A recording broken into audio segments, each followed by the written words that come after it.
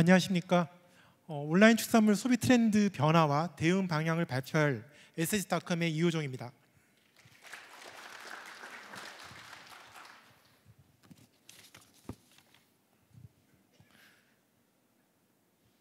네, 먼저 소비 트렌드 변화의 주요 배경을 말씀드리겠습니다. 우선 물가 상승과 경기 침체에 따른 소비 심리가 변화되고 있습니다. 실질 구매력 감소에 따라서 합리적 소비와 가성비 중심의 구매 행동이 확산되고 있습니다. 또한 지속적으로 반영되고 있는 요인인데요. 1인 가구가 계속 증가하고 있습니다. 2023년 기준 전체 가구 중 35.5% 비중을 차지하고 있습니다. 이런 소형 가구의 증가로 인해서 편의성 높은 라이프 스타일을 추구하고 있습니다. 이로 인해 소형량과 소포장 상품들에 대한 수요가 늘고 있고, 다양한 맛을 찾는 육가공 간편식 수요가 증가하고 있습니다. 또한 사회문화적 요인으로서 건강 그리고 환경에 대한 관심이 증가되고 있습니다. 이로 인해서 친환경 축산물에 대한 선호가 늘고 있고요. 그리고 건강한 단백질이라는 건강지향 축산물에 대한 선호도 늘고 있습니다. 또한 앞서 말씀드린 것처럼 한우 생산 두수의 이제 증가로 인해서 한우 소비 촉진 프로모션이 정부와 한우협회에서 대대적으로 이루어졌습니다. 그래서 올해는 한우 소비가 다른 해보다도 유난히 크게 증가한 한 해였습니다. 축산물 소비 트렌드 변화입니다. 우선 양극화된 미식 수요로 잡았는데요. 먼저 그 한우 소비가 앞서 말씀드린 것처럼 크게 증가했습니다. 우측의 데이터는 저희 데이터이기 때문에 그냥 참고로 보시고 추세만을 보시면 될 것 같습니다. 한우 소비가 다른 축종보다 많이 늘었는데 이는 정부 및 한우협회의 대규모 행사로 인한 효과입니다. 특히 경기가 안 좋고 물가 상승이 되면서 외식보다는 간의 소비가 늘고 있습니다. 그래서 한우를 활용해서 프리미엄 식탁 문화가 형성이 됐습니다. 특히 1등급 중심으로 매출이 많이 늘었고요. 그리고 기존에 저희가 많이 판매되던 부위보다는 특수 부위도 많이 매출을 늘었음을 확인할 수 있습니다. 반대로 가성비 쪽의 소비입니다. 기존에는 그 저가로 생각하면은 수입 냉동 돈육 쪽의 소비가 많이 늘었었는데요. 지난 한 해를 돌이켜 보면은 고품질 미국과 캐나다의 냉장 삼겹살들이 많이 매출이 늘었습니다. 브랜드로 이미 알려져 있는데 보목대라고 보리 먹인 돼지라고 캐나다산 냉장 삼겹 목살은 폭발적인 인기를 누렸습니다.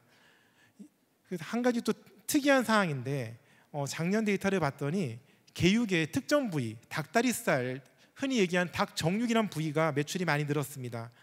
이는 이제 개육 가격이 앞서 발표자 내용과 동일하게 개육 가격이 많이 하락했고 학교 급식이 감소했습니다. 출산이 되는 이제 학생 수 인구가 감소하고 학생 수의 감소로 인해 가지고 급식에 대한 공급이 리테일 시장으로 전이됨을 확인할 수 있었고, 이러한 닭다리살의 가성비 높은 로스나 스테이크가 많이 늘었고, 이 닭다리는 또 용도가 다양합니다. 이런 다양한 용도로서 식재료로 다양한 요리로 접목이 되기 때문에 앞으로도 닭다리살에 대한 수요가 계속 늘 것으로 느껴집니다. 다음은 조리의 편리성과 간편화된 상품에 대한 수요의 증가입니다. 한우 등심 매출이 연해보다 많이 늘었고요. 그리고 가정에서 쉽게 구이용으로 사용할 수 있는 대패 삼겹과 냉동 차돌박이들은 매출이 계속 늘고 있고 구성비가 증가하고 있습니다. 또한 소용량과 소포장 상품들의 구성이 계속 늘고 있습니다. 1인 가구 중심의 소비 패턴에 따라서 120g에서 150g 정도 수준이 되는 맞춤형 소포장 제품이 많이 생산되었고요. 그리고 포장 기술이 기존에는 랩핑 포장에서 산소 포장, 현재는 진공 포장, 멀티박 포장까지 다양한 포장 기술이 도입되고 있습니다. 이로 인해서 숙성육과 시즈닝까지도 진공으로 포장돼서 오랜 기간 동안 유통기한을 유지할 수 있고, 그를 통해서 선도가 유지되고 편의성이 극대화되고 다양한 육류의 이런 포장 방법들이 적용되고 있습니다. 그리고 양념육과 간편식 선호가 늘고 있는데요. 기존의 양념육이라 생각하면은 소불고기, 그 다음에 돼지 주물럭 이런 것들이 있었는데 특수부위인 닭목살과 오돌뼈를 활용한 상품들이 개발되었고, 또한 이 중요한 요소 중에 하나라고 생각하는데 소스가 매우 중요하게 영향을 미치고 있습니다. 기존에는 간장과 고추장 베이스의 양념육이 주로 메인이 됐는데 작년 같은 경우는 메이플 시럽 양념육, 마라 소스 양념육, 로제 소스를 이용한 닭갈비 이런 다양한 소스들이 축산 가공육에도 접목이 되고 있습니다. 그리고 경기 침체로 인해 가지고 밀키트와 또한 간편식들이 증가하고 있는데 특히 육가공 상품들은 작년 하반기부터 지속적으로 성장하고 있습니다. 또 다른 트렌드로 건강 및 가치 소비가 증가하고 있습니다. 무항생제 한동과 무항생제 개육은 지속적으로 매출이 늘고 있고 이제는 차별화된 프리미엄 축산 브랜드로 포지셔닝이 되고 있습니다. 그리고 옆에 그림처럼 동물복지 계란 이렇게 사육 환경이 표기가 되어 있는데 이미 많은 고객들이 그 1번 계란, 2번 계란 이런 식으로 해서 사육 환경에 따라 생산된 계란에 대해서 차별화가 이미 접목이 됐고 판매에도 판매 실적에도 반영되고 있습니다. 건강지향 소비가 또 늘고 있습니다. 이미 저탄 고지라는 트렌드가 유행을 했고 그 이후에는 건강한 단백질에 대한 수요가 증가되고 있습니다. 닭 가슴살, 돼지 앞다리살 같은 단백질이 많은 부위에 대한 수요는 지속적으로 늘고 있습니다. 그리고 저지방 부위 활용한 육강화 제품, 특히 이제 닭 가슴살이라고 볼 수 있는데요. 인터넷에서 닭 가슴살을 검색하면은 닭 가슴살 가공 제품이 수백 개가 검색이 되고 있습니다. 작년부터 또 이슈됐던 삼겹살 가지방 이슈가 있었습니다. 고객들이 삼겹살의 지방이 많은 상품에 대해서 기피가 되고 있고 이로 인해서 삼겹살 지방을 많이 줄인 상품들 또는 삼겹살 지방이 숨기지 않고 그대로 보여줄 수 있는 펼쳐진 삼겹살 상품들 이런 상품들에 대한 매출이 계속 늘고 있습니다.